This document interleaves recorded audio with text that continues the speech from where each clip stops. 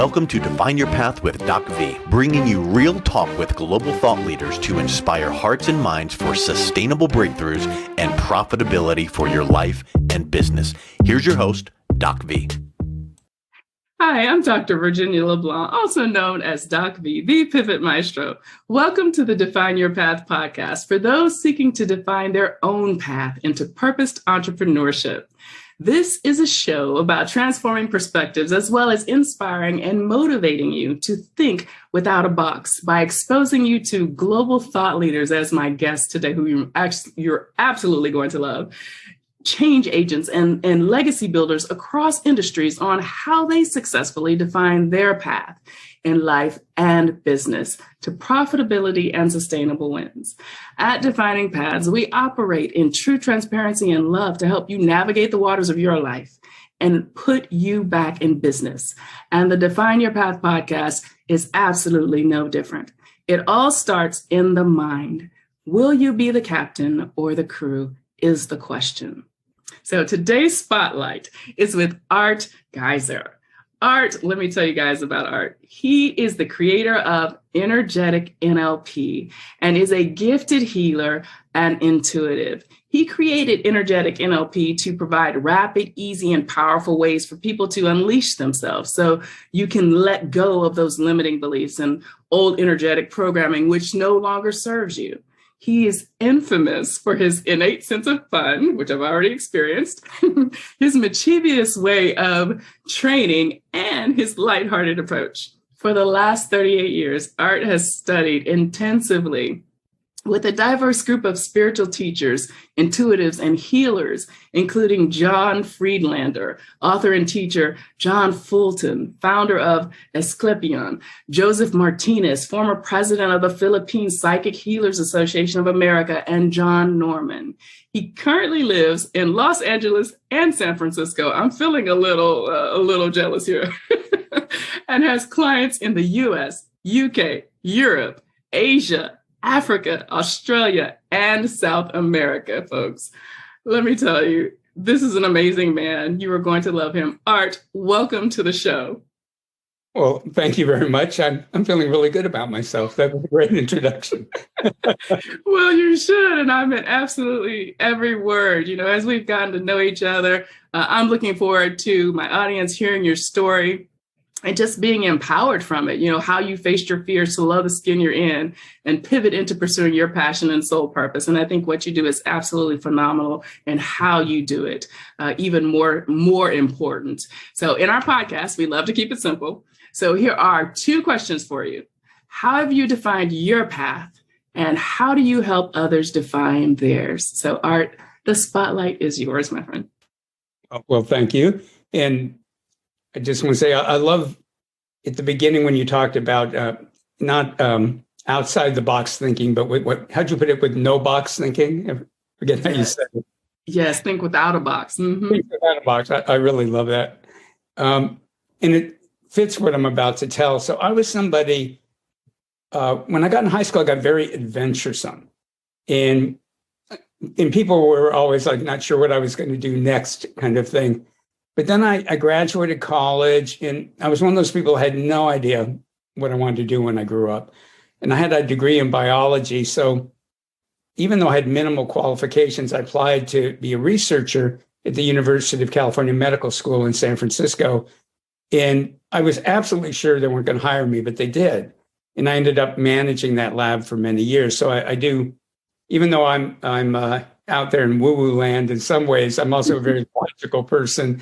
And like I did research for 11 years. Mm-hmm. And I didn't belong there, but I thought, well, I'll do this for a little while. Right. And another year and another year and another year. And I got incredibly stuck. And I know about that. And every other part, I mean, I had love. Every part of my life was great, except and I was proud of what I did. We were working on the effects of estrogen and progesterone, on the different tissues in a woman's body. So it was important work. I could have lunch and listen to Nobel laureates. Some of you may know Watson and Crick, who discovered the structure of DNA. I heard them both. And, there were a lot of incredible things, but I didn't belong there. And I knew I didn't belong there. And I knew it wasn't it wasn't really how I could use my gifts. Mm-hmm. I had no idea what to do. And what I didn't realize is I had developed this internal reality that kept me stuck. Mm-hmm. And that internal reality was, I felt like, well, I've settled for less. And whatever I do next has to be successful. So, of course, I was afraid to try anything next, because if that was also, I mean, I was successful at one point, you know, I mean, if it didn't feel like I was really right for me, then it meant I was some kind of failure. And I just built up this whole story around it, which I know is what people do. I mean, somebody like have gotten me unstuck in the session, but I didn't have anybody like you in my life. And, you know, and my friends, family, people wouldn't even bring it up because they knew I was really stuck. And in fact, they give you a 10-year pin at the university. Uh-huh. The people in the office, if you give it to me publicly, I'll kill you. And then I smiled. They gave me this. I went, okay. But then I went to this talk on intuition, because I'd always been interested in science, but also powers of the unconscious mind, ESP, telepathy. I knew all of that was real, but I hadn't studied it. And I went to this talk on intuition, and it was just okay. But they had a table and they were selling books, and they had a break. So I went out in the hallway and I saw a bulletin board, many years ago, a bulletin board with flyers on it. What's that? And people are going, what's a flyer? Piece of paper, you put text on it, put it on a wall. And I'm very primitive. And I read one and it said neuro-linguistic programming. And when I read the words, it literally felt like a bolt of lightning hit me on top of the head and went down my midline. Wow. And the scientist in me was going, what was that? And the mystic in me went, what do you think it was? It was a sign. But I'm not sure what to do with this. And I walked back in. So I'm looking at the table with all the books on it, and every book was on intuition except for one book. And it was on neuro-linguistic programming, or NLP. And I thought, okay, that's two times in about 3 minutes. Like, okay. I thought it, and my life changed. It gave me a whole new way of looking at things. And I started studying at the NLP Center for Advanced Studies, which at the time was in Marin County, which is just north of San Francisco on the other side of the Golden Gate Bridge. And you throw a rock in Marin County and you hit a yoga teacher, a psychic, a healer, a coach, a therapist. And so the people I was studying with, there were several of them that were into energy work, and they started teaching me about spirituality and energy work. And then I met my first phenomenal teachers and discovered I could do healing, and I could do energy work, and I could do psychic things. And for a while, I'd been afraid to try it, because the old story was that only a few special people have these gifts. And I was afraid, what if I'm not one of them? You know, because there's so much that I was afraid to even try it, which I could say, I mean, I had been really adventuresome, but I got stuck. And then when I discovered I could do it, I was like, oh, I am one of those special people. And then I discovered I was wrong. I was completely wrong, because everybody can do it. It's not everybody's interest. It's not everybody's path, but everybody was born with spiritual abilities, including abilities to work with earth and universal energies, to transform things energetically, to do miraculous things. Again, like I say, it's not everybody's path. It's not everybody's interest, but I do like to let people know, if you're at all interested, you can do it. Everybody can do it. So. Oh my goodness, Art. There's so much there. First of all, thank you for showing. And folks see that humor was coming out, because I couldn't stop laughing. You said there were two things that I want to pull out of this first part before we pivot and talk about how you help others define their path. And one, you said when you were at the university, which I had a similar experience, so that really resonated with me, you realized that that was not your purpose. You weren't meant to be there. It wasn't your sole purpose. And then the other piece, you were talking about just facing your fears and pivoting, and those synchronicities, those signs that came to help you. Can we talk a little bit more about that? Because so many people, they feel something, right? But that they can't or don't identify as that thing telling, that intuition telling them, hey, you're in the wrong place. You should probably start exploring something else. And they miss the signs and those synchronicities. Let's elaborate on that a little bit more. Yeah. And I want to add to what I said there, because on one level, it was true that I didn't belong there. But I think you have similar beliefs. I think everything in our life is part of our spiritual path. Yes. My being stuck there, and for all of you, my friend John Friedlander that I've mentioned is amazing psychic, spiritual person. I remember him many years ago going, "You don't get it, Art." And I go, "What?" And he goes, "Every stupid thing you have ever done has advanced humanity." Yes. And I didn't believe it. So we're all part of an unfolding. And for some reason, that was part of my path. But I was right in that isn't where I was supposed to remain. Yes. It was a whole other area that was supposed to open. And somehow one led to the other. And in terms of signs, I think I'm a great believer in that. There's a saying from, I think it was Niels Bohr, who was one of the great quantum physicists, said something to the effect of, because he said it in conversation, so people have slightly different versions of it. Mm-hmm, mm-hmm. You know something is a deep truth because the opposite is also probably true. Mm-hmm. So we have so many paradoxes in our life. And one sign is if you are deeply unhappy with your work, or if you feel like you're not where you should be, pay attention to that. But don't do what I did, which is use it as a way to erode my confidence. Mm. Now I tell somebody, well, that's great. So now you're on a quest. And one of my mentors in NLP was a woman named Leslie Cameron Bandler, who a lot of people don't know her now because she retired back in 1985. But she was one of the developers of NLP, an amazing, amazing woman. And she would just come up with these things off the cuff. And I was at a workshop with her once, and she goes, well, there's two ways of learning. One is, and this is like a very male energy way to do it, and she called it make it come true. Mm-hmm. You know what you want, you figure out the steps to get there, and you make it happen. But there's this whole other thing that's the quest. And the quest is when you know something's out there, but you don't know what it is. So what you're doing is you're on a quest. Mm-hmm. It's not time to make something come true. It's time to seek, to adventure, to learn. Yes. And I have shared that over the last 30 years or so with so many people. And it just is transformative when you realize, oh, I need to be on a quest. Mm-hmm. So for any of you that are feeling stuck, that's wonderful. Embrace the quest and get curious about what's possible. I love it. After I discovered NLP, I didn't immediately quit my job because I had vacation time. I had money to pay for my very expensive classes. All those life things, right? Yeah, traveling and doing all this. And I would tell people, well, I'm not going to quit this job and get some temp job. This is my school job now. So for everybody listening, yes, for some people, it's about leap off the cliff and the wings appear. And for others of us, you progress. Mm-hmm. But that if you're feeling stuck, embrace that, be happy about it, and just get curious about what else is it possible for me. And maybe it will be a side thing. Maybe it won't be your main career. There's nothing wrong with not doing your authentic work, which is why I felt like I was creating a sin. It's fine if it's a choice,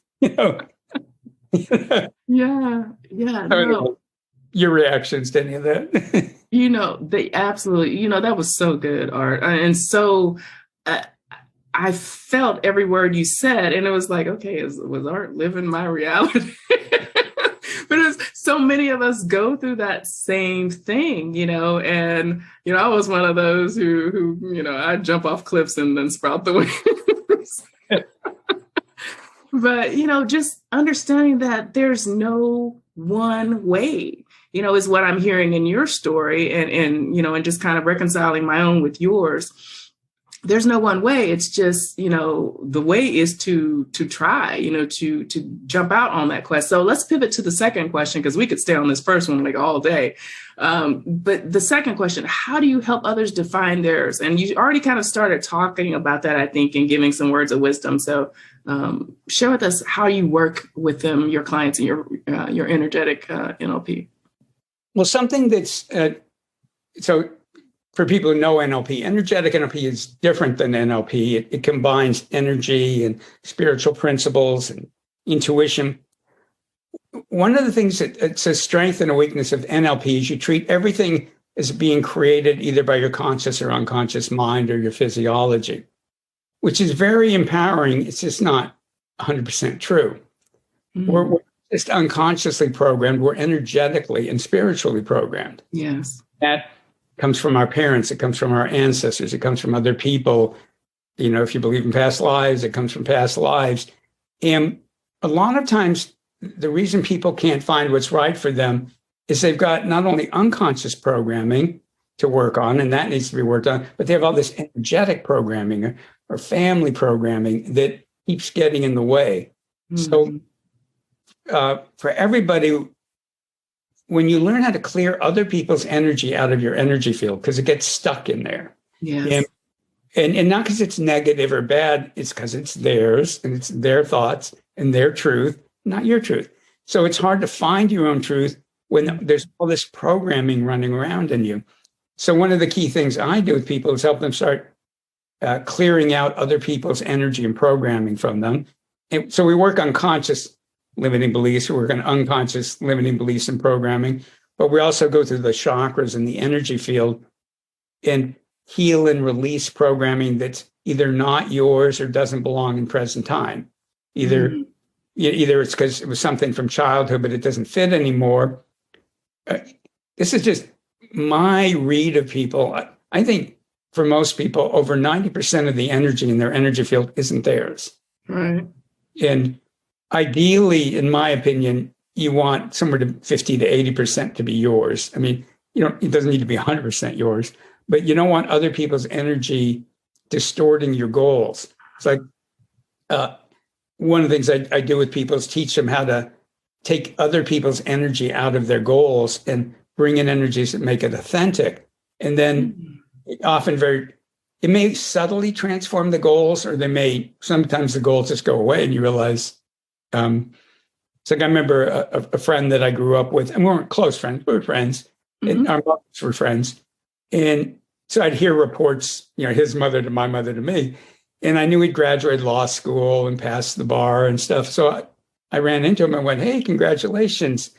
You must be really happy." And he goes, "I'm miserable." And I go, "What?"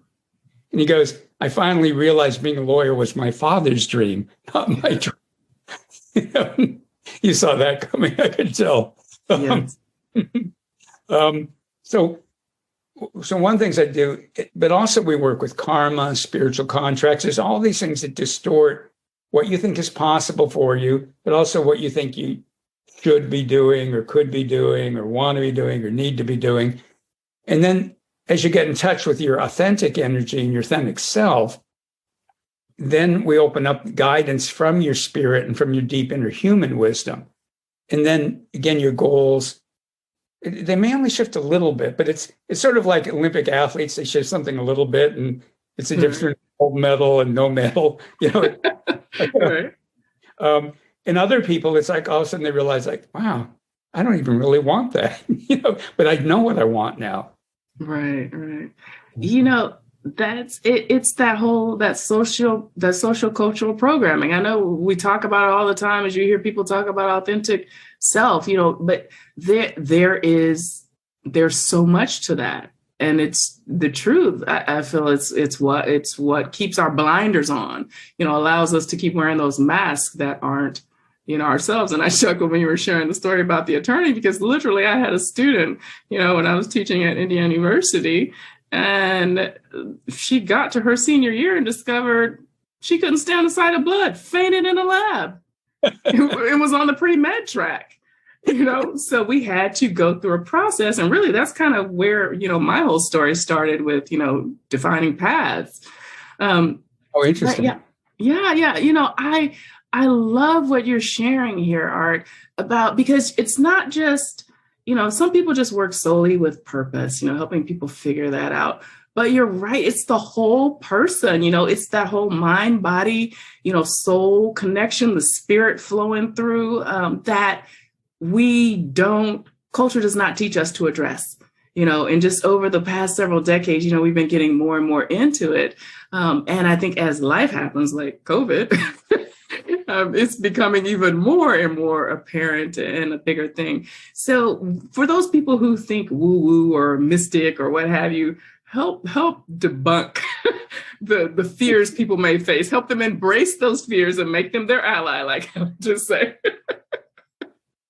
So a couple of things. One is, and I'll explain this by a story. I was presenting at a Mind, Body, Spirit festival in San Francisco once, and then I had a booth, and this man comes up to me.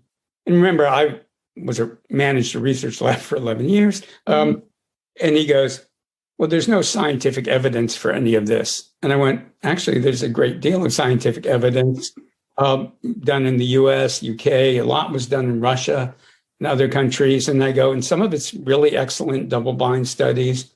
So there's a lot of scientific evidence.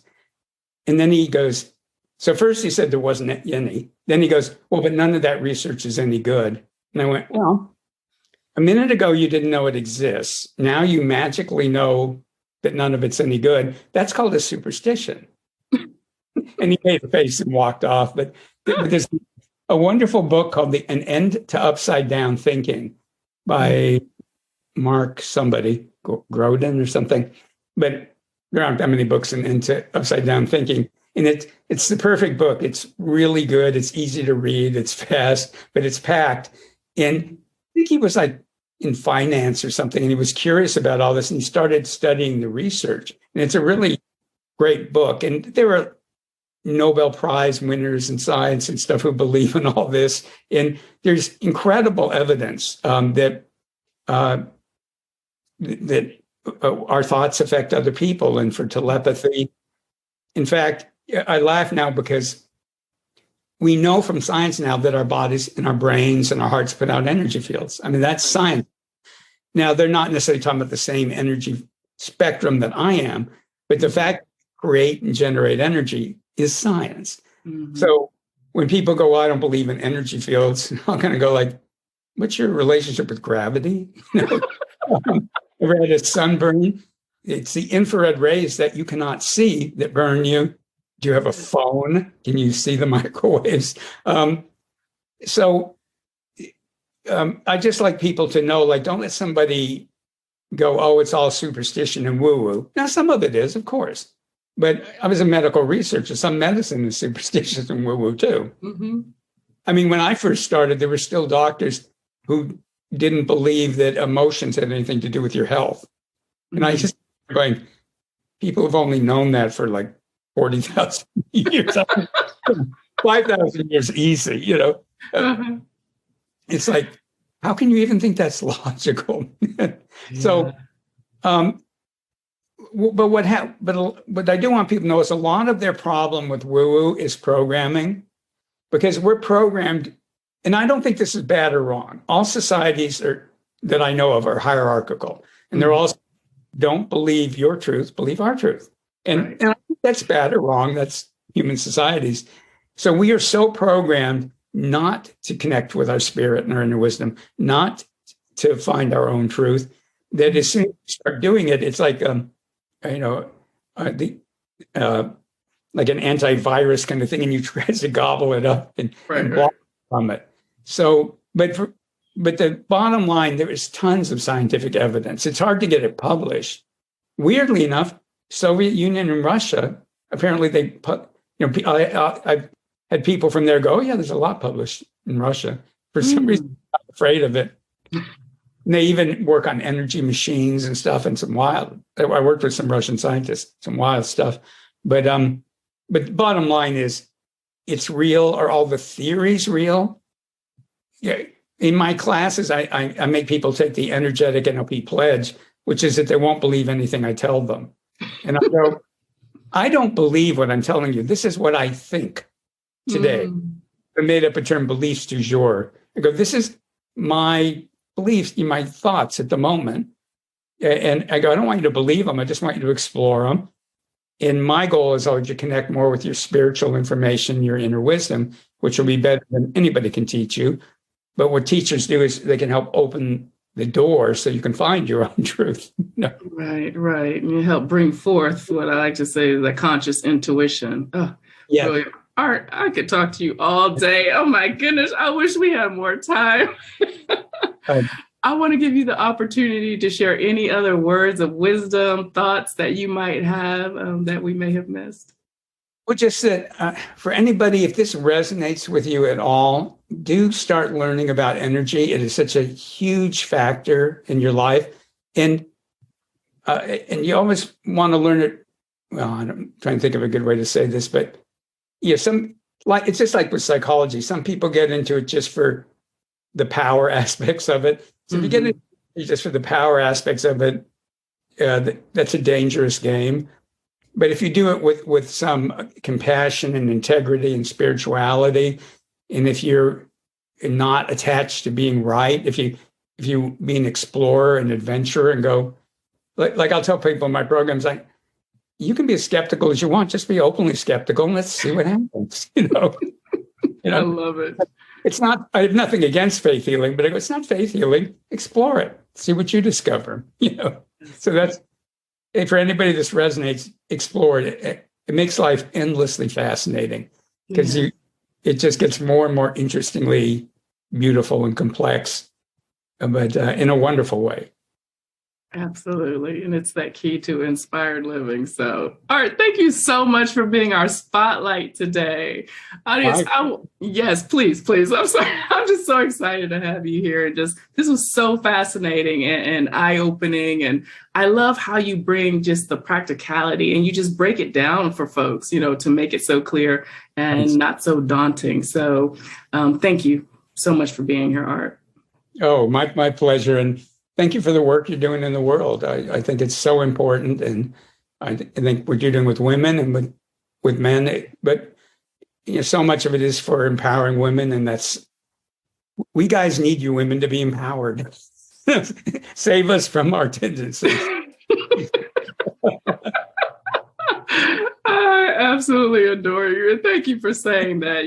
We are just trying to empower, that everyday, ordinary, extraordinary person, and particularly women leaders, help them step into their right. So I really appreciate that. Audience, I want you to follow Art on social media. What's the best way, Art, for them to connect? My website's energeticnlp.com, but really the best thing, if they go to blockbuster7.com, so one word, blockbuster, the number 7.com, I have free rapid, that's like 4 videos over 4 days. And it'll take you through processes to clear unconscious and energetic blocks. And he says, humbly, I get incredible feedback from it. So it's free. That's the best way to get introduced. Wonderful. Oh, brilliant. Okay, so folks will also have Art's information, his full bio, and how to connect with him on the Define Your Path podcast platform on the Business Innovators Radio Network. So I want you to be sure to follow him, reach out to him, check out those videos, and be sure to visit our virtual home. We're getting ready to have some changes, so it's going to be even more amazing and help you define your path more clearly and get to where you need to be a part of our family. So check us out at definingpaths.online. I'd like to thank, again, the Business Innovators Radio Network and our producer, Mike Saunders, for their amazing support and assurance that we can continue to bring you quality, life-giving, and changing, inspiring conversations as the one we just had today with Art. So I'm DocV, the Pivot Maestro, and always your corner woman. Be true to you, folks, and define your path so that you may be your own boss in mind, body, soul, and business. And we'll see you next week. Thanks again, Art. You've been listening to Define Your Path with DocV. To learn how to see with true vision and define your path, visit definingpaths.online/true-vision.